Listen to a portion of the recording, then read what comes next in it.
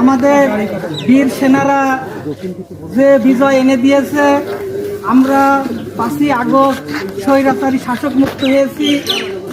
যেসব বীর শহীদ সেনারা রক্ত দিয়ে এই বাংলাদেশ আরেকবার স্বাধীন পেরেছে, সেই সব শহীদদের প্রতি কৃতজ্ঞতা, সম্মান এবং তাদের জন্য দোয়া মোনাজাত করার জন্যই আজকে আমাদের এখানে আলোচনা। আমরা আজকে এখানে রাজনীতি আলোচনা করতে আসিনি।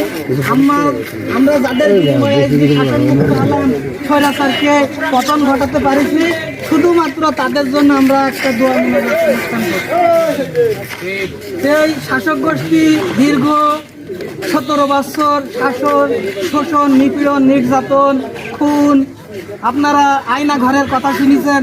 মানুষকে হিটলার, মুসালিন, লেনিনের চেয়েও দুঃসহ জীবনযাপন আমরা করেছি, অনেক ভয়ে